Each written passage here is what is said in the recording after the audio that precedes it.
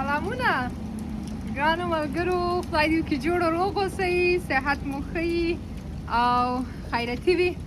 پوهېږم سیمه کې ځینې ځایونو کې خو واورې شوې وې، خو دلته په ډي سي کې دا لومړۍ واوره ده. موږ دفتر کې یو او نصرالله خان ورور را سره مل دی.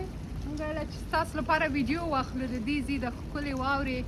که څه موسم ښه دی نصرالله، دومره یخ نه دی، موسم ډېر ښه دی. او موږ دفتر همدا اوس راووتلو، لاړ به شو ورو. تا خو چترۍ ځان ته نیولې که نه نصرالله؟ وابخلو او پوهېږئ کابل کې چې واوره ورېدله ډېر مې لکه په زړه راورېده. نن چې دلته واوره وشوله بیخي ډېر د کلي د کور د وطن احساس راژوندی شو او ډېر ښه احساس مې کوه. خو بیا هغه خلکو دپاره چې هغوی د خپل کور د تودېدو لپاره څه نه لري او د خوړو لپاره څه نه لري، هغه خلک مې هم په زړه کې راورېدله او سترګو ته کېږي چې هغوی به څنګه کوي. دلته خو هر امکانات شته، خو له بده مرغه هلته زموږ وطنوال هېوادوال ډېر په سختو شرایطو کې دي.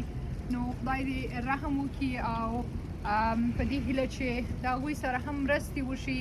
او دغه ویډیو هم خاص په همدې دپاره زه تاسو ته مې کوله چې تاسو هلته په افغانستان کې د یو بل لاسنیوی وکړئ.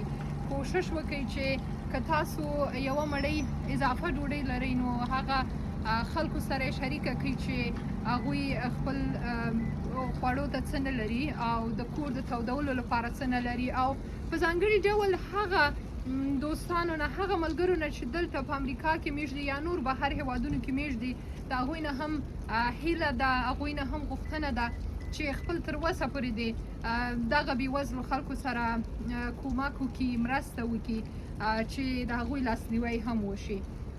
نصرالله زه به دا ویډیو واخلم او زه غواړم چې ته هم په دې ویډیو کې راشې که څنګه.